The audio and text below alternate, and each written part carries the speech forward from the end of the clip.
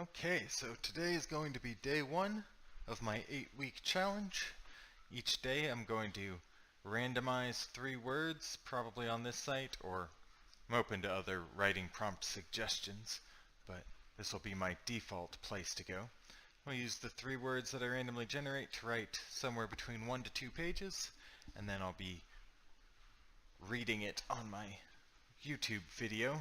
Let's practice performing it as well as reading it and looking for constructive feedback to improve my general writing techniques. So we'll see how this goes. I have no idea how it's going to work out. Our words for tonight will be battle, literate, determined. Well, this should be interesting. Copy the words.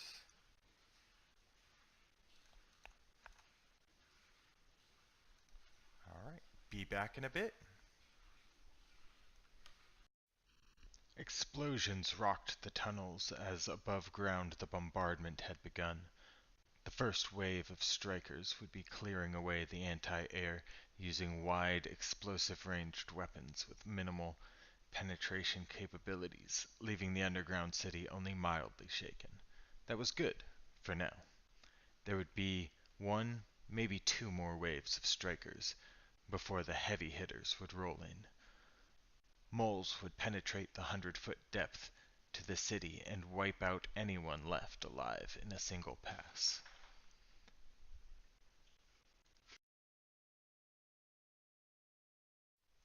We would need to navigate the alien tunnels to get to the extraction point at the east end of the city.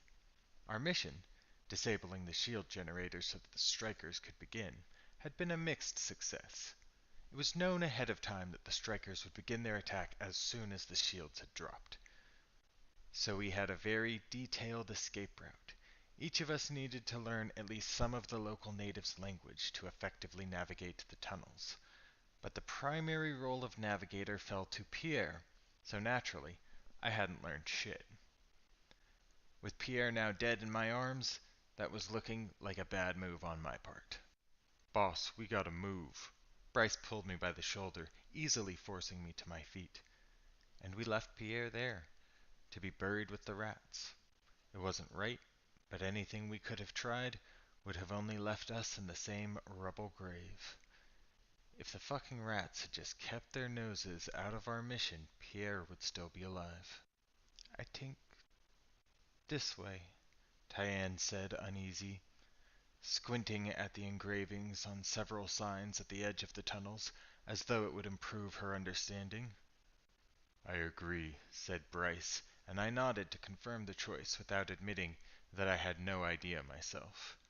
I could only hope they were more responsible than I was.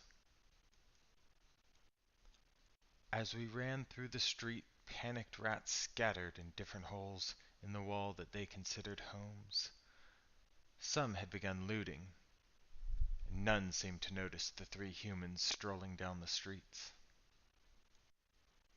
Right now you are probably picturing actual rats running around these tunnels, or a bunch of humanoid rodents the likes of Master Splinter. But no, the rats, as we call them, are technically human by scientific terms, though centuries of isolations in tunnels on this alien world had changed them.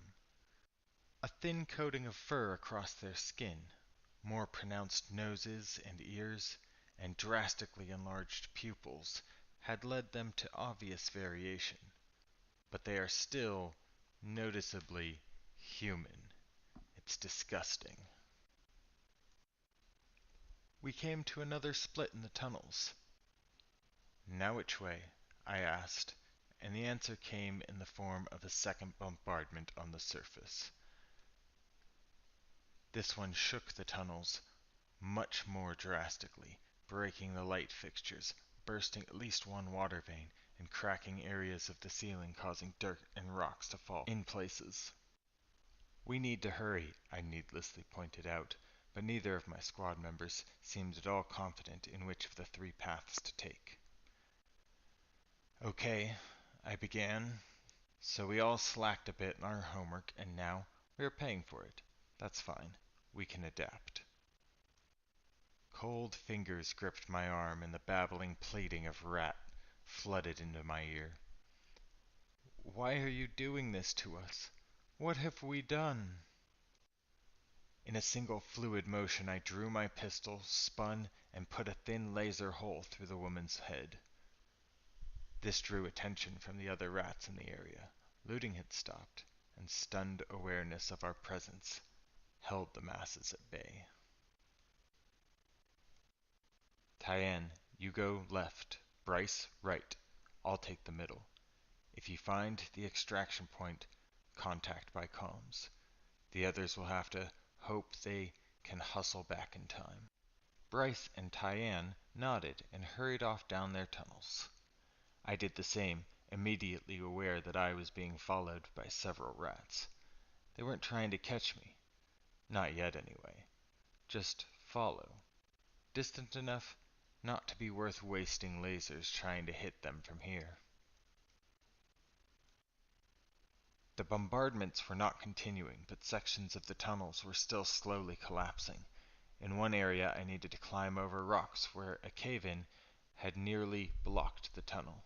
Beyond this point, the path met back up with the one from the right, and I suspected that not only would I be meeting up with Bryce soon, but we had both gone the wrong way. I may not read Rat, but I had seen a map of the tunnels beforehand, and the tunnels that merged were the wrong direction from the evac. "Boss, is Tyann?" As if responding to my thoughts, the confirmation came over the communications.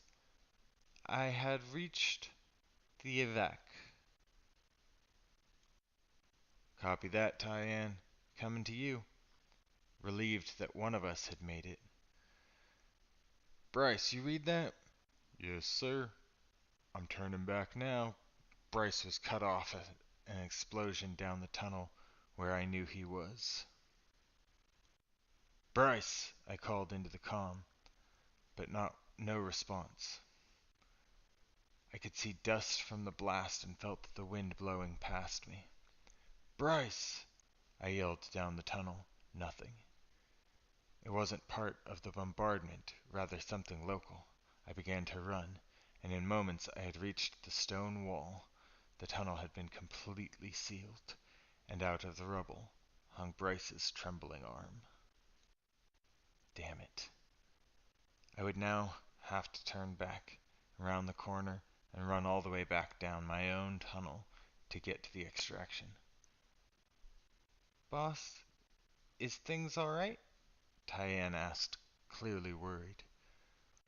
"Bryce is gone," I told her. The dust still thick in the air had drastically reduced my visibility, but I was aware of several figures moving around me. The rats that had followed me had closed in, and there was more of them now. "Hold your ground as long as you can, Tyann, but if it comes to it, you leave me here. I'm coming." As I said the words, the first of the rats sprung forward at me, and I easily dispatched him with a single shot. The second, however, was just behind him and managed to grip my arm, push the shot just to the side and into the tunnel wall. He slammed me back against the debris, and the gun went flying from my hand. I pulled the knife from the shoulder holster and jammed it into his eye. Now free, I had no time to search for my weapon amongst the rubble. I ran, evading two more rats as they attempted to tackle me, and slamming a third against a box I could only assume was used for some sort of mail. I stumbled and sprinted out and around the corner, and back down the tunnel I came from. Flashes of red flew past my head, impacting rocks, signs, and occasionally other rats. One of my pursuers had gotten a hold of my weapon, but was so bad with the thing that I had hardly realized I was being fired at by the time I had turned down the tunnel toward the evac. I could see Tyann, still waiting at the evac, with a cord hanging around her. I approached, clipped on, and tugged to start the pulley lifting us to safety. One final laser brushed just past my arm, as we began to ascend upward, the closest it had gotten to hitting me.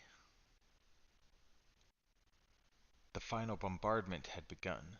The sound of moles drilling through the earth could be heard, and I was not sure that we were already too late. Parts of the shaft were already falling around us. If the moles detonated before we breached the surface, it was nearly simultaneous. We erupted from the earth as a plume of dust rose around us. The pulley hoisted us into the back of a carrier. We had done it. It was only then that I realized I was the only survivor.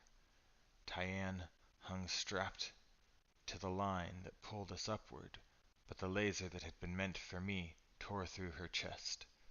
The rats had taken my entire team from me. Yet I couldn't hate them. With the completion of our mission, there was nothing left to hate. Another impure alteration to the true human line had been eradicated. This was a win for Virum Hominum, and there was still much more work to be done.